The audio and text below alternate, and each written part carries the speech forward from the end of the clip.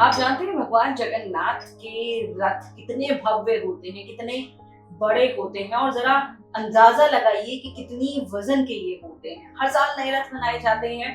ओडिशा में एक निर्धारित वन क्षेत्र है, वहां से लकड़ियां लाई जाती हैं जिनसे भगवान के रथ बनाए जाते हैं। 3 रथ होते हैं। भगवान जगन्नाथ का जो अपना रथ है, नंदी घोष उसे कहा जाता है, उसके 16 पहिए होते हैं। उसके बाद भगवान बलभद्र जो है, उनका जो रथ है ताल ध्वज उसे कहा जाता है, उसके 14 पहिए होते हैं। और उसके बाद माँ सुभद्रा, उनका जो रथ है जिसे दर्पदलन कहा जाता है, उसके 12 पहिए होते हैं। तो ये 3 रथ बनाए जाते हैं, हर साल नए रथ बनाए जाते हैं। लेकिन सबसे कमाल की बात देखिए, भारत की जो युगों युगों से चली आ रही पारंपरिक शिल्प कला है, उसका ये एक अभूतपूर्व नमूना है।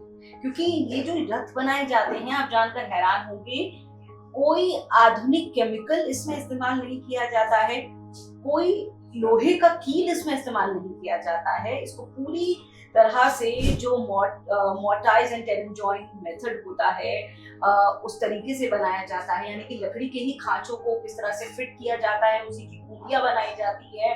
तो ये जो एक बहुत, आप कह सकते हैं कि एक विस्तृत शिल्पकारी का जो नमूना है और उत्कृष्ट शिल्पकारी का जो नमूना है हमारी कला का, भारतीय शिल्प कला का, जगन्नाथ भगवान के ये जो रथ हैं ये हैं तीनों।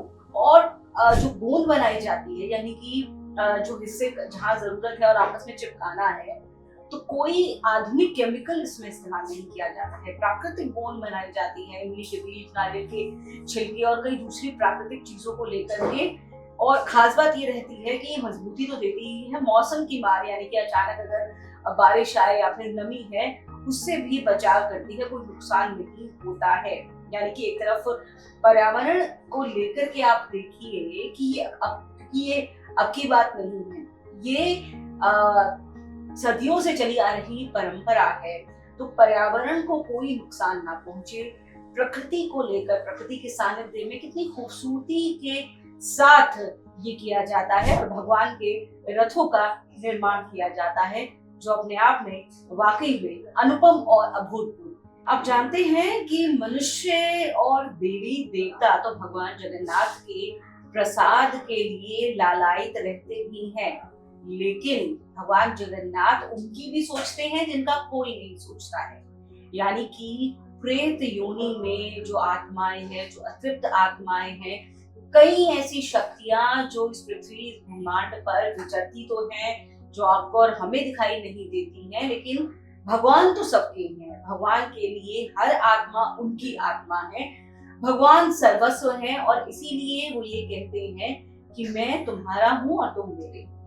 इसीलिए होता है अधरपाना का भोग। सुना बेशा के अगले दिन अधरपाना का भोग लगाया जाता है। एक अत्यंत विशेष अनुष्ठान होता है अधरपाना, जैसा कि आप नाम से समझ सकते हैं, भगवान के अधरों तक भोग लगता है। इतने लंबे मिट्टी के बर्तन होते हैं जो भगवान के ओठों तक, अधरों तक पहुंच सकते हैं। इनके अंदर विशेष भोग होता है जो भगवान को लगाया जाता है। ये सुनिश्चित किया जाता है कि भगवान के अधर छू ले उस भोग को, वास्तविक भोग जिसे आप कह सकते हैं। और वो भोग लगाने के बाद उन्हें, उन जो मिट्टी के पात्र होते हैं जिनमें भोग लगाया जाता है, उन्हें एक साथ नीचे गिराकर तोड़ दिया जाता है।